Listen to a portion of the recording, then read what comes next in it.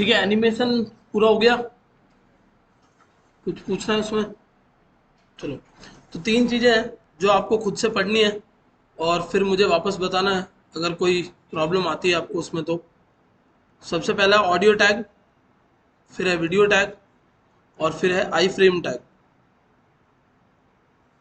ठीक है, ये तीन चीज़ें, मतलब ये तीन टैग्स हैं जो आपको खुद से पढ़ के इम्प्लीमेंट करने की कोशिश करनी है। कहीं फंसते हो तो मुझे बता दो। वैसे फंसने के कोई चांसेस नहीं है क्योंकि आपने इतने सारे टैग्स पढ़ लिए। तो नॉर्मल सा एक टैग है, उसको यूज़ करना है। ठीक है, हो जाएगा। आई फ्रेम टैग, आई फ्रेम।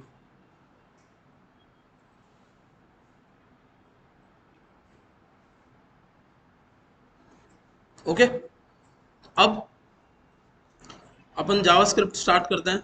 अभी सीएसएस के अंदर एक छोटा सा पार्ट बचा हुआ है, that is called media query. वो हम जावास्क्रिप्ट पढ़ने के बाद पढ़ने वाले हैं। ठीक है, वो CSS3 का ही हिस्सा है।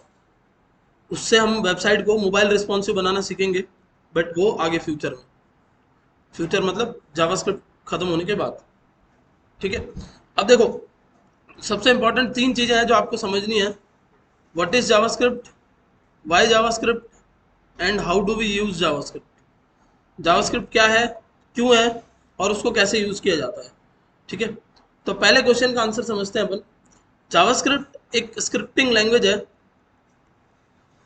किस टाइप की लैंग्वेज है? एक स्क्रिप्टिंग लैंग्वेज है जिसका काम क्या है, जिसका काम है वेब पेजेस को एक तरीके से डायनेमिक करना। ठीक है, डायनेमिक का मतलब होता है ऐसी चीजें वेब पेज में डालना जो बिना कोडिंग के भी चेंज हो सकती है, या आ सकती है, या जा सकती है। जैसे एग्जांपल लेते हैं।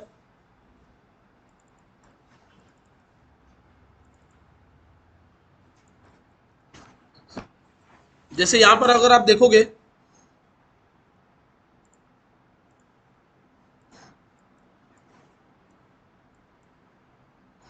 तो ये एक यूएल है और इधर मैंने एक टेस्ट लिखा और एंटर प्रेस किया। इस यूएल के अंदर एक एलआई आ गई।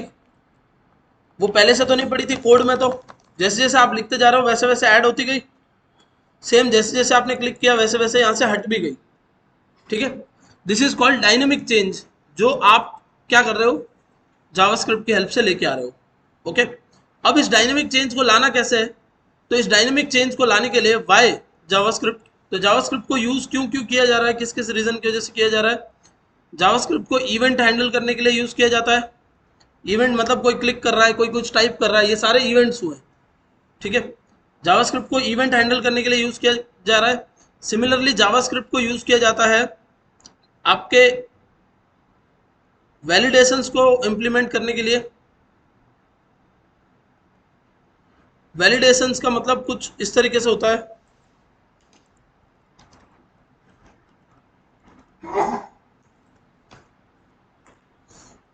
यहां गया मैं और यहां से मैंने बुक फ्री डेमो पे जाके इस पे क्लिक किया, तो ये आपको बिना डेटा भरे आगे नहीं जाने दे रहा है।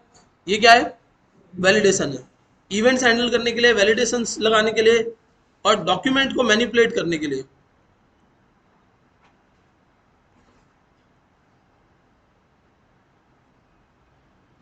डॉक्यूमेंट को मैनिपुलेट करना मतलब डॉक्यूमेंट में चेंजेस लेके आने के लिए। जैसे एक एग्जांपल के लिए वापस से अगर मैं ये ओपन करता हूँ, तो जैसे जैसे आप यहाँ क्लिक करोगे डिलीट हो रहे हैं, फिर क्लिक करते ही ऐड हो रहा है, फिर क्लिक करने से डिलीट हो रहा है। ये क्या हो रहा है? डॉक्यूमेंट मैनिपुलेट हो रहा है। मतलब अगर आप यहाँ पर जाके देखो तो यहाँ पर आप कोड में कुछ ना कुछ छेड़ रहे हो।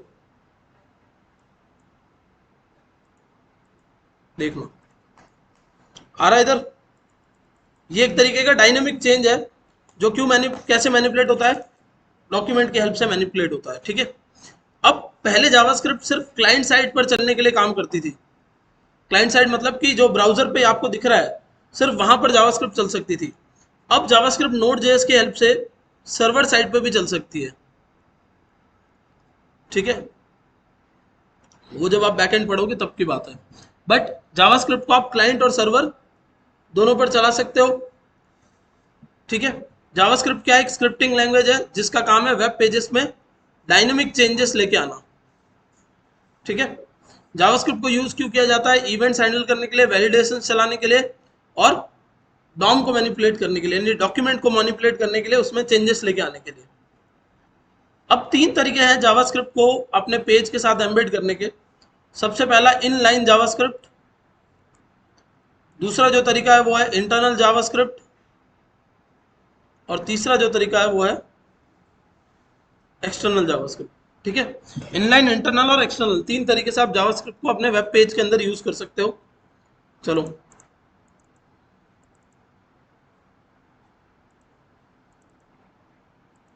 कौन सा बैच है? ये ना, इधर एक फोल्डर बना लो जावास्क्रिप्ट, इसमें एक फोल्डर बना लो day1।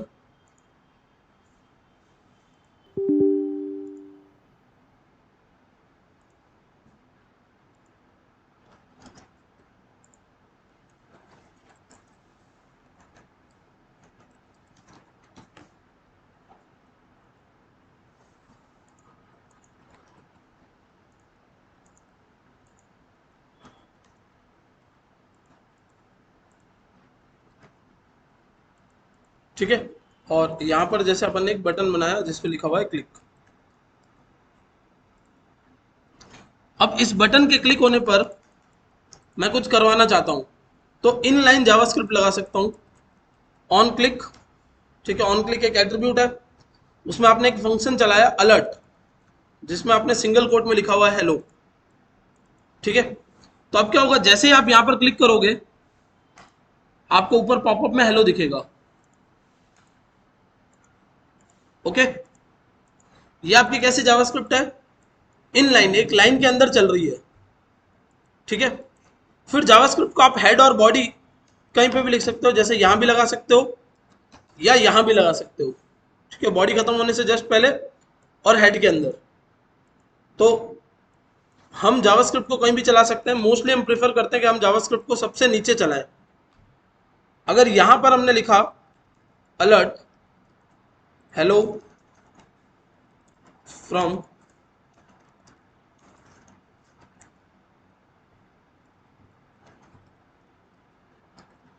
Internal, hello from inline, तो क्लिक किया हेलो फ्रॉम इनलाइन, और ये आ गया आपका हेलो फ्रॉम इंटरनल। रिफ्रेश करते ही सबसे पहले अपने आप चल जाएगा हेलो फ्रॉम इंटरनल। ये तब चलेगा जब आप क्या करोगे? क्लिक करोगे। ठीक है। ये आपकी इंटरनल जावास्क्रिप्ट है जो पेज के ऊपर ही लगी हुई है। जैसे इंटरनल सीएसएस क्या होती है? पेज के ऊपर ही लगी हुई होती है ना राहुल? फिर आता है एक जेएस का फोल्डर बनाया आपने, और एक जावास्क्रिप्ट की अलग से फाइल बना ली app.js। ये अलग से एक जावास्क्रिप्ट की फाइल है, और इसमें आपने लिखा अलर्ट हेलो फ्रॉम एक्सटर्नल। ठीक है। स्क्रिप्ट टैग लगाया, src लिखा j/app.js। तो स्क्रिप्ट टैग के अंदर ही आपको सोर्स लगाकर क्या करना है? फाइल को ऐड करवा देना है। उसके बाद इस स्क्रिप्ट टैग में आप कोई जावास्क्रिप्ट नहीं लिखोगे अपनी। ठीक है। तो अब ये जो आपने लगाई, ये किस टाइप की जावास्क्रिप्ट हो गई? एक्सटर्नल, मतलब अलग फाइल है वो। सबसे पहले हेलो फ्रॉम इंटरनल, फिर हेलो फ्रॉम एक्सटर्नल, और फिर क्लिक करने पे ये चल रही है हेलो फ्रॉम इनलाइन। सबसे पहला तरीका क्या है? किसी इवेंट के बेस पर जावास्क्रिप्ट को कॉल करवाना। ठीक है। तो इवेंट होने पर आपने क्या किया है? जावास्क्रिप्ट कॉल की है। अलर्ट आपने लिखा हुआ है स्क्रिप्ट टैग के अंदर, ये आपकी कैसी जावास्क्रिप्ट हो गई? इंटरनल। ये आपकी कैसी जावास्क्रिप्ट हो गई? एक्सटर्नल। ठीक है। तो तीन तरीके हैं हम जावास्क्रिप्ट को अपने पेज के साथ में ऐड कर सकते हैं। समझ में आया? ठीक है। सबसे पहली चीज, जावास्क्रिप्ट क्या है? एक स्क्रिप्टिंग लैंग्वेज है जिसको हम क्यों यूज करते हैं? हमारे वेब पेज को डायनेमिक करने के लिए। डायनेमिक मतलब डायनेमिक चेंजेस लेके आने के लिए। ठीक है। इवेंट हैंडल करने के लिए, वैलिडेशन चलाने के लिए, या डॉम को मैनिपुलेट करने के लिए हम क्या करते हैं? जावास्क्रिप्ट। इसको भी आप वाई वाले पॉइंट में मान सकते हो।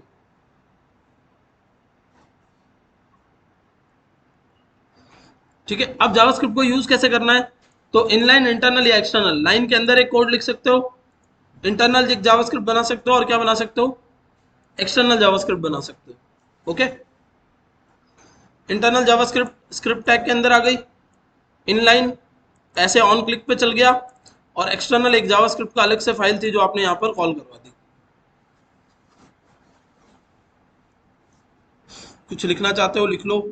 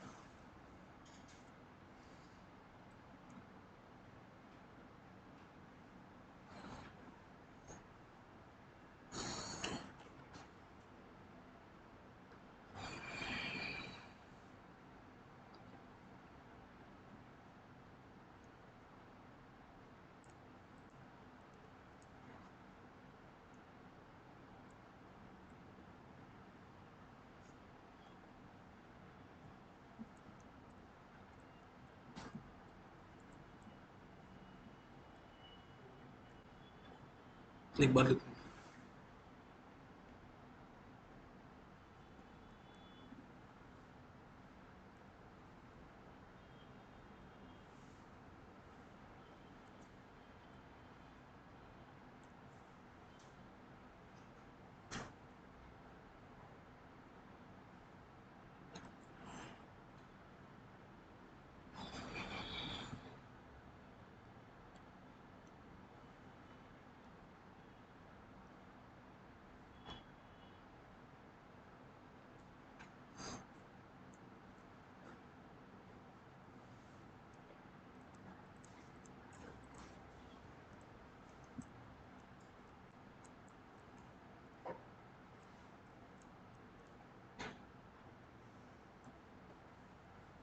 चले नेक्स्ट, ये देख लो, ये आपके इनलाइन, इंटरनल और एक्सटर्नल तीनों तरीके से जावास्क्रिप्ट को आपने अपने पेज के साथ एम्बेड किया है।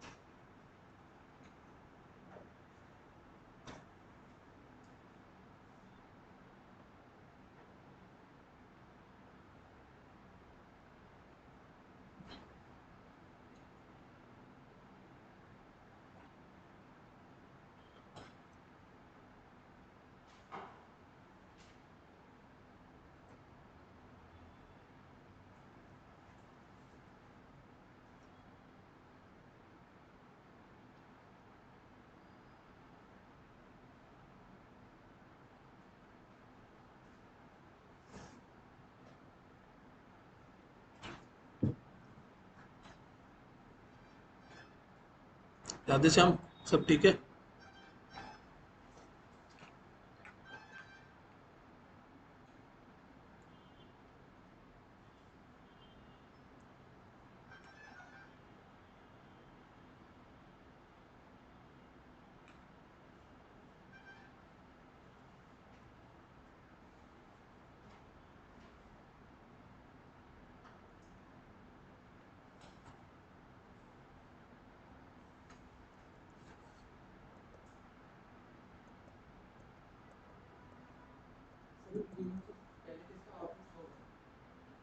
पहले इनमें से जो ऊपर लिखी हुई होगी उनका, और ये तो पहले की बात ही नहीं, ये तो क्लिक पे चलेगा। जब तक आप क्लिक करोगे नहीं तब तक चलेगा ही नहीं। और इन दोनों में जो आपने पहले लिखा होगा, जैसे आपने अगर पहले एक्सटर्नल का कोड लगाया हुआ है तो पहले एक्सटर्नल का चलेगा, फिर इंटरनल का चलेगा। और ये तो वैसे भी क्लिक पे है तो ये अपने आप चलेगा नहीं, तो आप क्लिक करोगे तब चलेगा। समझ गए?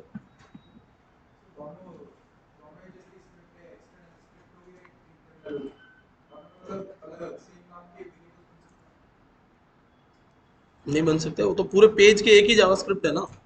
अलग अलग जगह से आई है, लेकिन है तो पूरे पेज के लिए एक ही।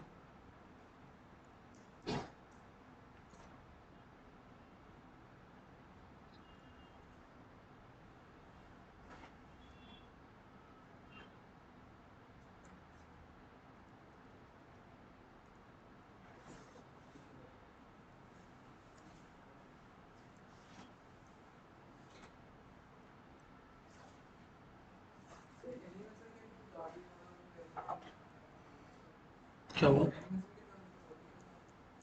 समझा नहीं, जोर से तो बोलो। ऐसे तो एनिमेशन में बहुत सारी चीजें हैं, वो करो ना इम्प्लीमेंट, तो करो इम्प्लीमेंट, मना कहाँ कर रहा हूँ मैं। अरे यार कहाँ से देखा वो एनिमेशन, तो उस वीडियो में भी तो पूरा कोड ही लिखा था ना, ऐसे थोड़ी जादू से थोड़ी चलाया, पूरा वीडियो देखना चाहिए था ना। वीडियो देखो, उसमें से कोड निकालो और करो। जब आपने वहां से वो एनिमेशन देख लिया तो वो कोड भी देखते पूरा और उसमें से इम्प्लीमेंट करते। जब आप यहाँ आए थे तब आप शायद वो वीडियोस देखते तो आपको पता नहीं चल रहा था कि कहाँ क्या हो रहा है, बट अब तो आप सीख चुके ना, तो अब तो वीडियो से समझ सकते हो। अगर आप सारी चीजें मेरे भरोसे रहोगे ना, तो फिर HTML CSS पूरे साल पढ़ते रहना, फिर जावास्क्रिप्ट एक साल और पढ़ना, फिर एक साल और, तो आप 4 साल का पूरा बीटेक कर सकते हो वेब डेवलपमेंट के अंदर। ऐसा थोड़ी होगा कि आप 4 साल थोड़ी बिता सकते हो इस कोर्स के लिए, समझ गए। तो आप एक लेवल पे मेच्योर हो चुके हो, आपको यूज केसेस बता दिए, आपको इम्प्लीमेंटेशन का तरीका बता दिया, अब आपको कोड देखते ही समझ में आने लग गया। तो फिर ये एक्सपेक्ट क्यों करते हो कि सर ये भी आप करके दिखाओ, ये भी आप करके दिखाओ, तो आप कब क्या करोगे। समझ में आ रहा है। वो जो वीडियो में मैंने जो बनाया है, वो मेरे को थोड़ी कोर्स में पढ़ाया था, मैंने भी तो खुद से बना के फिर वीडियो बनाई। सेम आपके लिए है, आप भी खुद से, चलो आपके पास एक ऑप्शन है कि वो वीडियो देख के आप पूरा समझ लो, फिर खुद से बनाने की ट्राई करो। जब नहीं समझ में आ रहा है तो ऑब्वियसली हम बैठे ही हैं यहाँ पर बताने के लिए, समझ गए। तो ऐसे तो बहुत कुछ है एक चीज के अंदर। आप, हो सकता है कि आप 10 क्लासेस सिर्फ एनिमेशन पे पढ़ो, बट उसका कोई सेंस नहीं है।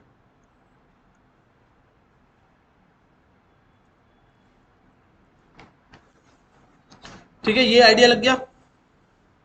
अब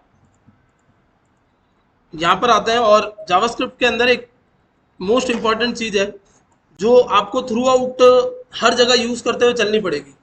जैसे अलर्ट जो है उससे क्या होगा, बार बार आपको ऐसे पॉपअप्स दिखेंगे, बट आप क्या करोगे, आप यहाँ राइट क्लिक करके इंस्पेक्ट करो, यहाँ पर देखो एक ऑप्शन दिख रहा है कंसोल, ठीक है। इस कंसोल के अंदर आपको क्या करना होगा, जो भी प्रिंट करवाना होगा उसके लिए आपको लिखना है कंसोल डॉट लॉग। तो आपने यहाँ लिखा कंसोल डॉट लॉग और हेलो फ्रॉम इनलाइन, ठीक है।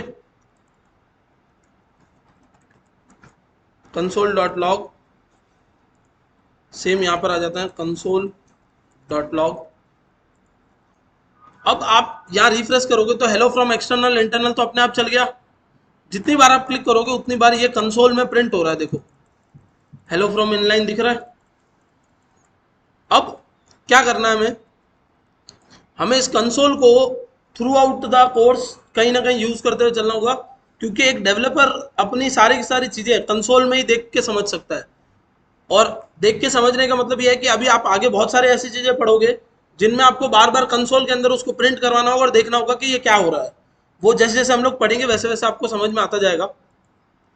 अभी एक छोटे से टॉपिक पर चलते हैं पहले, जिसको हम बोलते हैं वेरिएबल्स। अभी नेक्स्ट 10 दिन आप जो भी पढ़ोगे वो सारी प्रोग्रामिंग लैंग्वेज में कॉमन है, मतलब आपने जावास्क्रिप्ट पढ़ ली तो आप C++ जावा किसी में भी इंप्लीमेंट करोगे, सब कुछ कॉमन होगा, बस कुछ छोटे मोटे इंप्लीमेंट करने के तरीके चेंज हो जाएंगे, ठीक है। तो हम लोग बात कर रहे हैं यहाँ पर वेरिएबल की। वेरिएबल क्या होता है, variable is a temporary data storage container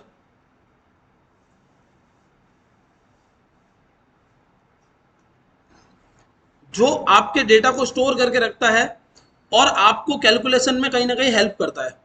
जैसे समझ लो आपको दो नंबर को जोड़कर, यानी दो नंबर को ऐड करके उनका आंसर कहीं रखना है, और उस आंसर को फिर एक किसी नंबर से माइनस करवा के उसका आंसर कहीं रखना है, और उसके आंसर को फिर 2 से मल्टीप्लाई करवा के उसका आंसर कहीं रखना है, और वापस 2 से डिवाइड करवाना है। तो हर बार हमें क्या चाहिए, ये वाला जो डेटा है वो आगे चाहिए कहीं ना कहीं, यही करना है। तो वो डेटा कहीं स्टोर तो करना पड़ेगा, तो वो डेटा जहां स्टोर होता है उसको क्या बोला जाता है, वेरिएबल बोला जाता है। ठीक है, तो वेरिएबल बनाने के लिए आप वी ए आर नाम से एक कीवर्ड लिखते हो। कीवर्ड का मतलब क्या होता है, कीवर्ड का मतलब होता है रिजर्व वर्ड्स।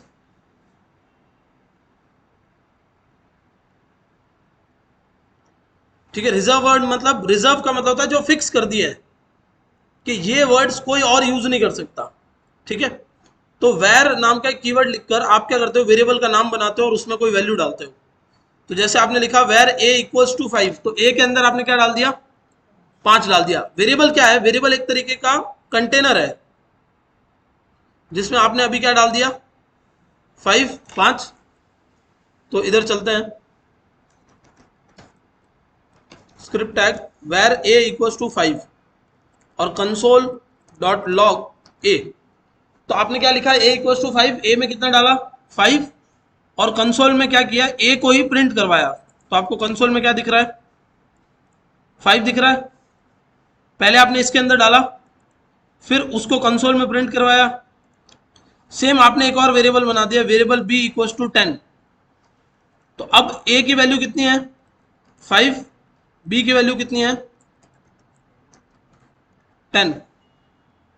एक और वेरिएबल बनाया, variable C equals to A plus B. A और बी को क्या कर रहे हो आप, प्लस कर रहे हो। तो आपने बोला कंसोल डॉट लॉग ए प्लस बी। आंसर कितना आ गया, 15। तो वेरिएबल्स क्या करते हैं, आपके डेटा को स्टोर करके रखते हैं और आपको जहां चाहिए वहां पर यूज करने में हेल्प करते हैं। जैसे ए और बी को आपने स्टोर किया, बाद में आपने क्या बोला, सी के अंदर क्या डाल दो, ए और बी को प्लस करके डाल दो। तो ए की वैल्यू 5, बी की वैल्यू 10, दोनों प्लस होके कितने बन गए, 15।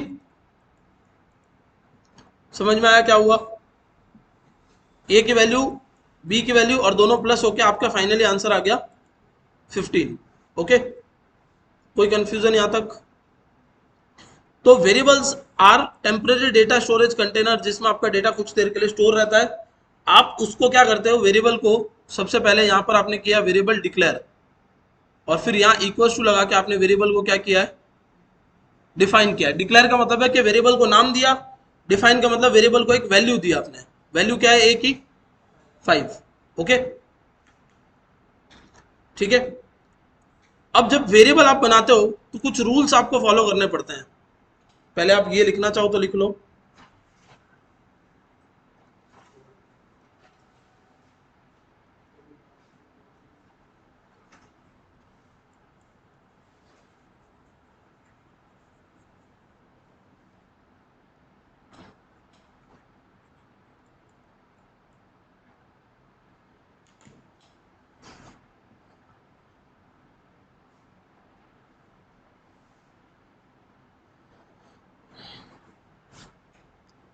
नोट कहाँ, बाहर से लो।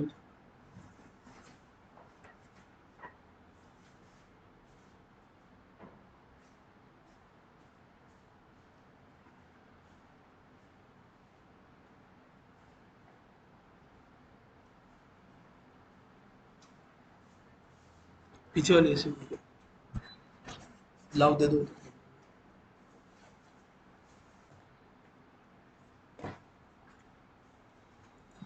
ठीक है, ये रहा आपका कोड, ये लिख लो पहले आराम से।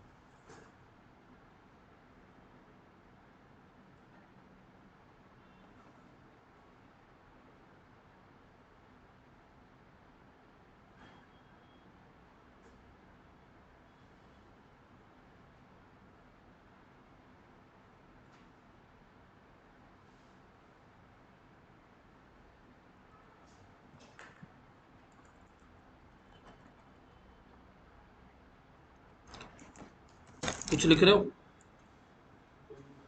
हम्म।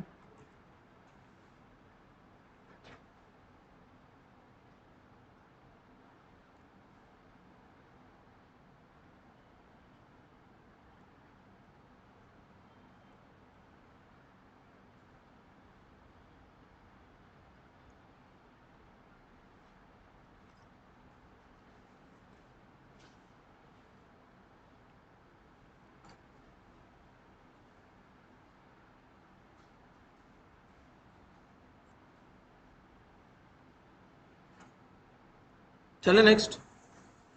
अब देखो वेरिएबल को नाम देने के कुछ रूल्स होते हैं। सबसे पहला जो रूल है कि नेम कैन नॉट बी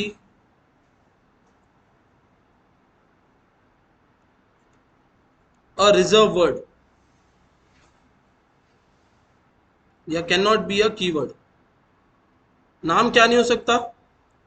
एक कीवर्ड नहीं हो सकता। जैसे जब आप नाम दे रहे हो तो आप ऐसे नहीं लिख सकते वेर वेर इक्वल्स टू 4। ये जो नाम है वो क्या नहीं हो सकता? एक कीवर्ड नहीं हो सकता। लाइन के आगे आके डबल स्लैश दबाओगे तो कमेंट हो जाएगा। पहला रूल क्या बोलता है कि नेम क्या नहीं हो सकता? कीवर्ड नहीं हो सकता। जैसे कंसोल भी एक कीवर्ड है, ठीक है, मतलब कंसोल कीवर्ड नहीं है बट कंसोल एक ऑब्जेक्ट है, जो आपको आगे समझ में आएगा। तो आपका सिंपल सा रूल है कि जितने भी कीवर्ड्स हैं वो आप यूज नहीं कर सकते किसको बनाने के लिए? वेरिएबल को बनाने के लिए। कीवर्ड्स धीरे धीरे जैसे जैसे आप पढ़ोगे वैसे वैसे आपको पता चलते जाएंगे कि ये भी एक कीवर्ड है। कीवर्ड का मतलब अभी हमने क्या बोला?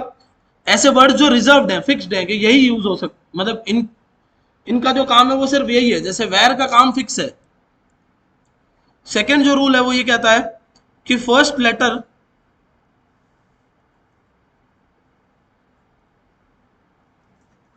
Can not be a number. पहला जो लेटर है वेरिएबल के अंदर वो क्या नहीं हो सकता? एक नंबर नहीं हो सकता। मतलब ऐसा लिखना अलाउड नहीं है, ये अलाउड है। समझ गए? ये नॉट अलाउड, ये भी not allowed.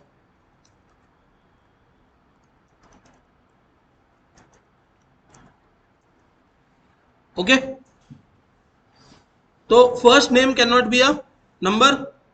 Same, first character या first letter can not B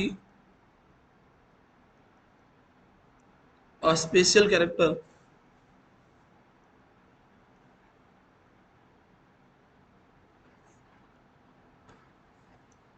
other than underscore.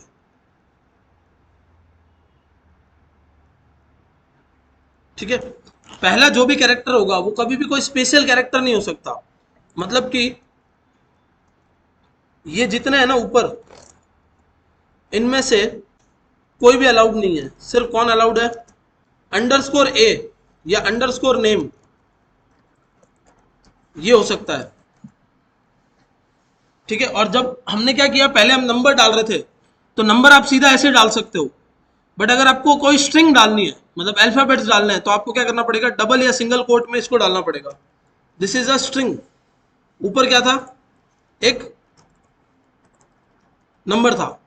तो क्या बोल रहे हैं कि कोई भी स्पेशल कैरेक्टर, स्पेशल कैरेक्टर मतलब ये सारे स्पेशल कैरेक्टर ही है, इनमें से कोई भी स्पेशल कैरेक्टर अलाउड नहीं है। सिर्फ और सिर्फ कौन सा स्पेशल कैरेक्टर अलाउड है? अंडरस्कोर। अंडरस्कोर कुछ ऐसा दिखता है, ये रहा, ये है अंडरस्कोर। ठीक है, डैश के नीचे, जो माइनस के नीचे होता है वो। तो दूसरा तीसरा रूल है कि पहला कैरेक्टर सिर्फ क्या हो सकता है? मतलब फर्स्ट कैरेक्टर नहीं है। आप इसको बोल दो any letter can not be a special character other than. इनमें बीच में भी कुछ नहीं हो सकता। मतलब ऐसा भी अलाउड नहीं है कि आप लिख दो ए क्वेश्चन मार्क बी। समझ गए? ये भी अलाउड नहीं है। ये अलाउड है, ए अंडरस्कोर बी। ओके, समझ में आया? ये आपका कौन सा रूल हो गया? तीसरा। फोर्थ रूल क्या बोलता है? फोर्थ रूल बोलता है कि टू नेम्स या two words can not be joined, ये कैन नॉट बी, हाँ,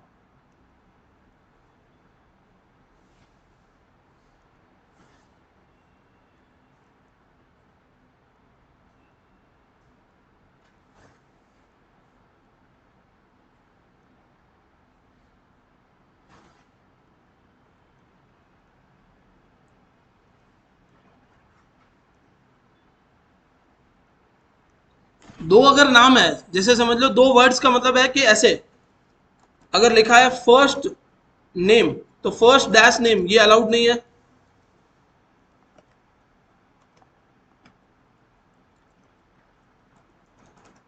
ठीक है, this is not allowed. Same first space name, ये भी अलाउड नहीं है। ठीक है Rahul,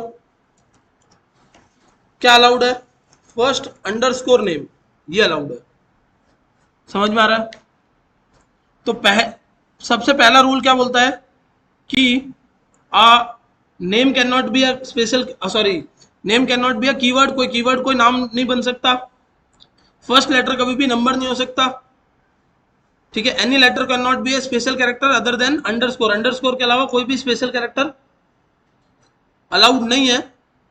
to words can not be joined using space और डैश, सिर्फ और सिर्फ क्या अलाउड है? अंडरस्कोर अलाउड है। आइडिया लग गया यहां तक?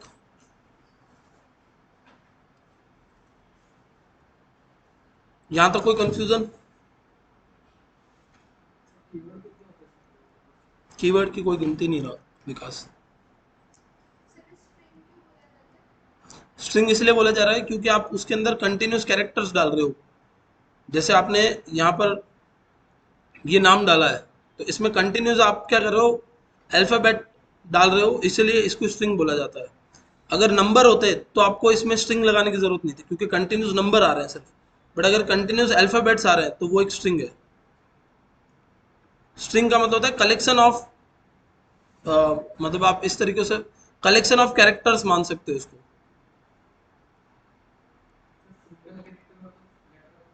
तो भी आपको स्ट्रिंग ही बोलना पड़ेगा उसको।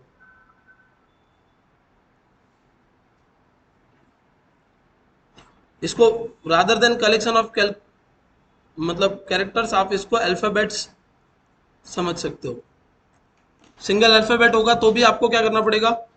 डबल या सिंगल कोट में डालना पड़ेगा, और मल्टीपल होंगे तो भी आपको डबल या सिंगल कोट में डालना पड़ेगा। ये डबल कोट से बनी हुई स्ट्रिंग है, सेम ऐसे सिंगल कोट से भी बन सकती है, और दोनों में कोई फर्क नहीं है। जैसे समझ लो यहाँ पर मैंने लिख दिया जेंडर एम, ठीक है, ये सिंगल कोट से।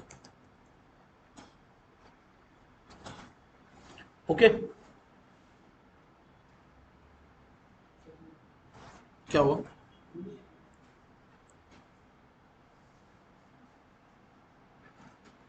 यहां तक समझ में आया? पक्का? लॉक कर दें? ये आपके क्या है? वेरिएबल्स हैं। वेरिएबल्स का मतलब कि टेम्पररी डेटा स्टोरेज कंटेनर। एक ऐसा कंटेनर है जिसमें कुछ देर के लिए आपका डेटा स्टोर हो रखा है, परमानेंट नहीं है। मतलब ऐसा नहीं है कि आपकी हार्ड डिस्क के ऊपर ही डेटा स्टोर हो गया। वो डेटा कुछ देर के लिए स्टोर है। तो कुछ देर के लिए डेटा जब भी स्टोर होता है तो वो होता है रैम के अंदर। तो वेरिएबल का मतलब है कि रैम में डेटा कहाँ स्टोर हुआ है उसका एड्रेस है ये। रैम एक बहुत बड़ी सोसाइटी है, उसमें बहुत छोटे छोटे फ्लैट्स बने हुए हैं। उस फ्लैट में कहाँ पर आपका डेटा पड़ा है उसका एड्रेस कौन है? वेरिएबल है। समझ में आया? तो टेक्निकली अगर आप देखोगे तो वेरिएबल का मतलब ये होता है कि एक रैम के अंदर बहुत सारे छोटे छोटे स्पेस हैं। अब उसमें से कहीं आपका डेटा यहां पर आके बैठा है 5, तो ये कहां बैठा है उसका एड्रेस है ए। अब एक्चुअल एड्रेस जो होता है वो कुछ ऐसा दिखता है। समझ लो ये एक एक्चुअल एड्रेस है। तो इतना बड़ा एड्रेस तो हमें याद रहेगा नहीं, इसलिए इसको नाम दे दिया, एक ऐसा नाम जो हमें याद रह सकता है। तो हम जब कोड लिख रहे हैं तो हमें वो नाम फटाफट याद रहेगा और हम उसको इंप्लीमेंट कर पाएंगे। समझ गए? तो वेरिएबल्स क्या होते हैं? टेम्पररी डेटा स्टोरेज कंटेनर होते हैं जो कुछ देर के लिए डेटा को स्टोर करके रखते हैं। और डेटा एक्चुअली वेरिएबल में स्टोर नहीं है, एक्चुअली डेटा रैम पे स्टोर है। बट रैम में कहाँ स्टोर है उसका एड्रेस किसको पता है? वेरिएबल को पता है। समझ में आया?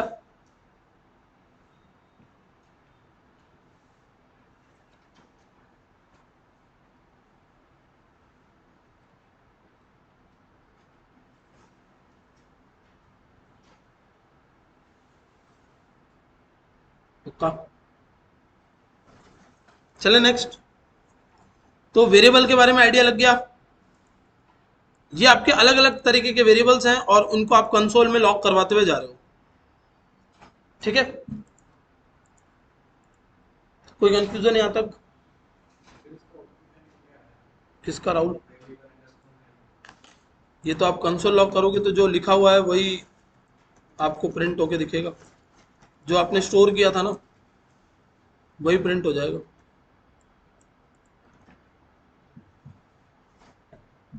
ठीक है। हाँ Vikas, actually JavaScript dynamically typed language है, स्टैटिकली टाइप्ड नहीं है। तो डायनेमिकली टाइप्ड लैंग्वेज के अंदर आपको बाइट्स और डेटा टाइप्स और डेटा की जो रेंज है वो कुछ नहीं होती है, आप कितना भी डेटा स्टोर कर सकते हो। ठीक है, यहाँ तक क्लियर? नेक्स्ट चले। एक छोटा सा और टॉपिक है जिसको हम लोग बोलते हैं ऑपरेटर।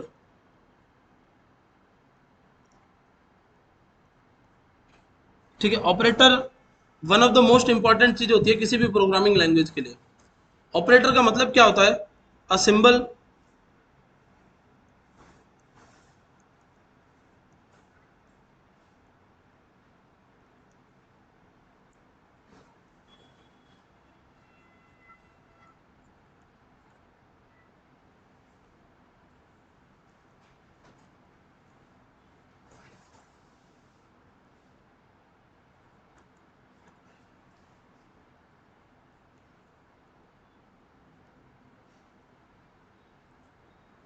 ठीक है, ऑपरेटर एक क्या है? सिंबल है जो ये बताता है कि किस तरीके का ऑपरेशन होना चाहिए दिए हुए ऑपरेंड्स के बीच में।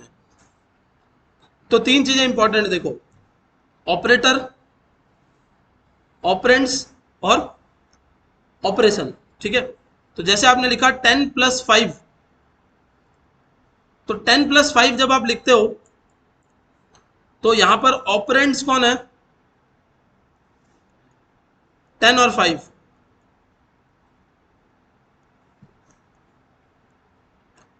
10 और 5 क्या है? ऑपरेंड्स है। ऑपरेटर कौन है? प्लस। और ऑपरेशन किस चीज का हो रहा है? जोड़ने का, यानी एडिशन का। सेम अगर आपने यहां पर लिखा 20 - 30, तो 20 और 30 क्या है? ऑपरेंड्स। माइनस क्या है? ऑपरेटर। और हो क्या रहा है? सब्ट्रैक्शन हो रहा है। समझ में आ रहा है? ऑपरेटर का मतलब एक ऐसा सिंबल, एक ऐसा चिन्ह जो ये बताता है कि दिए हुए ऑपरेंड्स के बीच में क्या करवाना है। तो अगर प्लस लिखा हुआ है तो आपको समझ में आ जाता है कि क्या करवाना है? एडिशन करवाना है। माइनस लिखा है तो समझ में आ जाता है क्या करवाना है? सब्ट्रैक्शन करवाना है। समझ गए? ये होते हैं ऑपरेटर्स।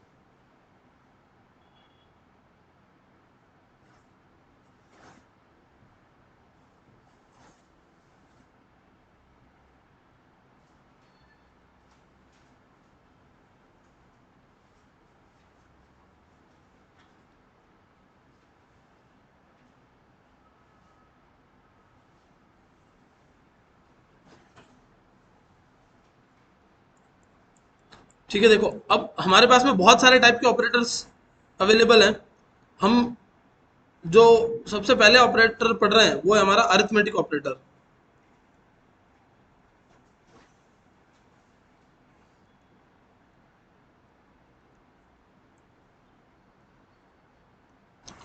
अरिथमेटिक ऑपरेटर में हमारे पास में जो ऑपरेटर्स होते हैं वो होते हैं प्लस, माइनस, एस्ट्रिक यानी मल्टीप्लाई, स्लैश यानी डिवाइड,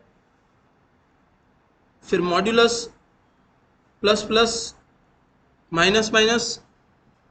ठीक है, ये आ गए। हाँ, चलो, तो सबसे पहला हमारा एडिशन, सब्ट्रैक्शन, फिर हमारा है मल्टीप्लिकेशन, डिवाइड, मॉड्यूलस, इसको बोलते हैं मॉड्यूलस, इसको बोलते हैं इंक्रीमेंट, ये है डिक्रीमेंट। बाकी तो आप लोगों ने पढ़ी रखे हैं बचपन से, प्लस माइनस मल्टीप्लाई डिवाइड। ठीक है, अभी इसको हम लोग इंप्लीमेंट करके देखते हैं, फिर आप लोगों की छुट्टी। राहुल घंटी बजा देना जाके बाहर, छुट्टी की घंटी बजती है ना। यहाँ भी लगा देते हैं अपन हर बैच के बाद में। च्युइंगम खाने पे फाइन तो ऑलरेडी लगी गया है, स्कूल वाली फीलिंग आ जाएगी घंटी लगते ही।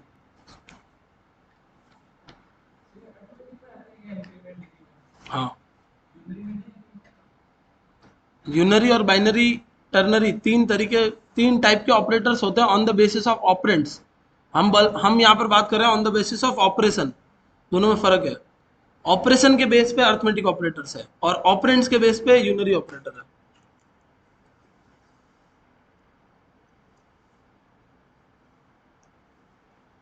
मतलब जब कैटेगराइजेशन होता है तो किसी चीज के बेसिस पे होता है ना कैटेगरी। मतलब जैसे जेंडर कैटेगराइज हो रहा है तो मेल और फीमेल दो कैटेगरीज हो रही है।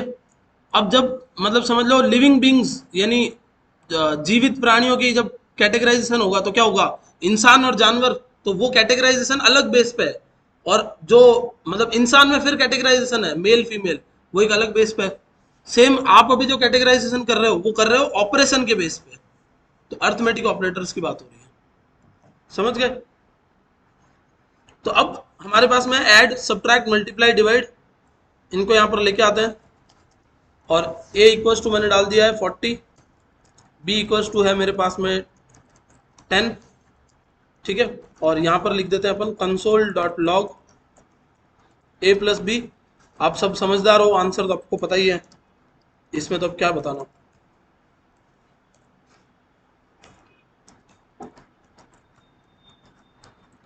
ठीक है, यहां तक तो आई थिंक सो किसी को कोई प्रॉब्लम नहीं आनी चाहिए। ठीक है, ये प्लस हो गया, माइनस हो गया, मल्टीप्लाई हो गया और डिवाइड हो गया। ओके, डिवाइड का मतलब क्या, तो 40 अंदर बाहर 10, 40, ये आया है स्लैश से। ओके, अब मान लो कि ये 40 ना होके 41 होता तो क्या होता, 4 10 जा 40 और क्या बच जाता, 1 बच जाता। इसको क्या बोलते हैं, रिमाइंडर यानी शेषफल। अगर आपको रिमाइंडर निकालना है तो आप क्या करोगे, तब आप करोगे a मॉड्यूलस b, जो परसेंटेज वाला सिंबल होता है ना वो लगाओगे, तो ये आपको क्या निकाल कर देगा, रिमाइंडर निकाल कर दे देगा। ये पूरी तरीके से डिवाइड करता है उसको, तो पॉइंट में आंसर भी मिलेगा आपको। और ये क्या करता है, डिवाइड करने के बाद क्या निकालता है, रिमाइंडर निकालता है। सपोज ये 42 होता तो आपके पास आंसर क्या आता, रिमाइंडर में 2। अगर ये 45 होता तो रिमाइंडर में आंसर क्या आ रहा है, 5। अब आप लोगों को लग रहा होगा कि सर ये पीछे वाला नंबर निकाल रहा है, ऐसा नहीं है। 8 से डिवाइड करो,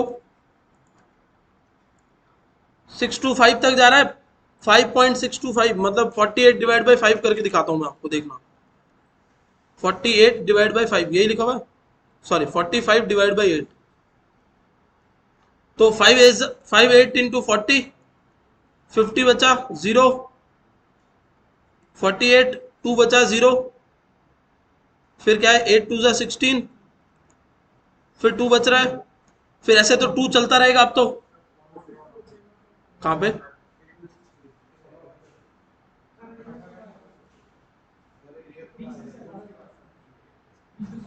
अच्छा सॉरी, 8 2 16, फिर ये 5, तो ये आ रहा है 6 to 5। बट जो आपका मॉड्यूलस है वो इतना लंबा नहीं जाता। मॉड्यूलस क्या करता है, पहली बार में जिससे डिवाइड हुआ वो हो गया, और जो बाकी बच रहा है वो क्या है, रिमाइंडर। तो ये कौन निकाल कर दे रहा है, मॉड्यूलस, और ये कौन निकाल कर दे रहा है, स्लैश यानी divide.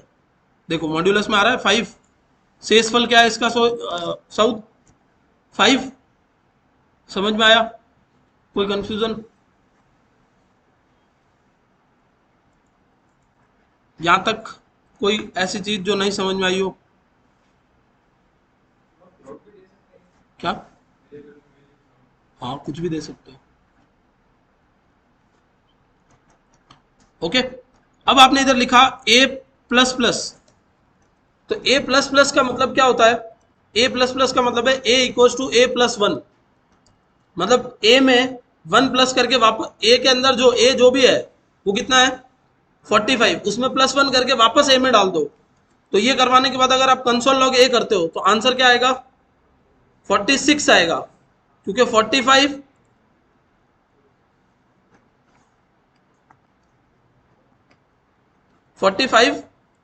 Plus one, A equals to 45 plus one कितना हुआ, 46। सेम में अगर यहां पर लिख दूं बी माइनस माइनस और कंसोल लॉग कर दूं बी, तो आंसर क्या आएगा, 7 आएगा ना, 6 क्यों आएगा, 8 - 1 7। समझ में आया, प्लस प्लस क्या करता है, प्लस प्लस एक कदम आगे लेके जाता है, माइनस माइनस एक कदम पीछे लेके जाता है। तो अगर ये लिखे अपन, तो ए की वैल्यू क्या आएगी,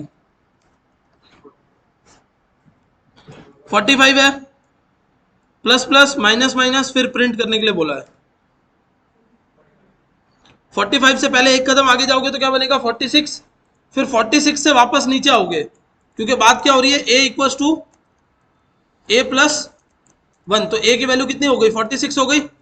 अगले ही बार में आपने क्या बोला, A equals to A minus one, मतलब 46 माइनस वन, वापस से क्या हो गई, 45 हो गई। ये देखो, समझ में आ रहा है, ये आपके क्या है, ऑपरेटर्स हैं अर्थमेटिक वाले, ठीक है, plus minus multiply divide subtract modulus increment और डिक्रीमेंट। ठीक है, ये नोट कर लो, बाकी बातें कल अपन और करेंगे।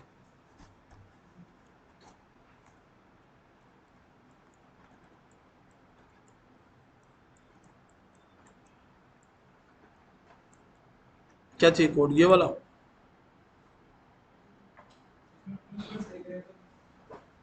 प्लस प्लस ए करोगे तो भी आंसर तो वही आएगा फिलहाल, ट्राई करके देखना।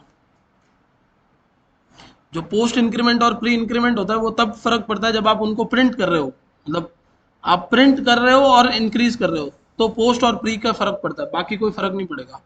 अभी अपन ने प्रिंट नहीं किया, अभी तो अपन ने इंडिविजुअली इंक्रीज करवाया और बाद में प्रिंट किया है। कंसोल लॉग ए प्लस प्लस लिखोगे तो क्या करेगा, पहले प्रिंट करेगा फिर इंक्रीज करेगा, क्योंकि वो पोस्ट इंक्रीमेंट है, तो प्रिंट एंड इंक्रीज ये होता है।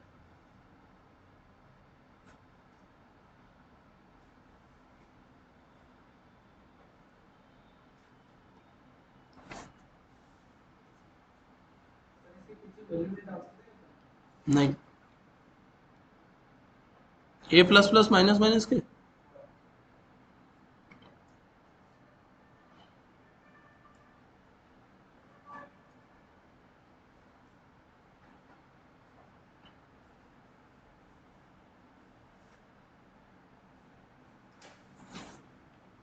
ठीक है राहुल।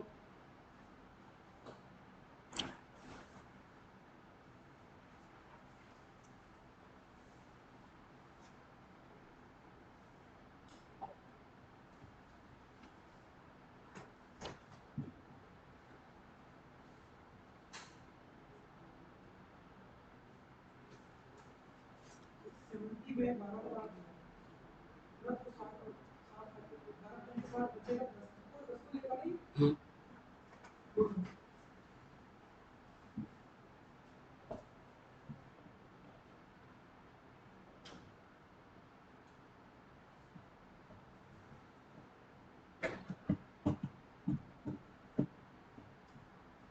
कंफ्यूजन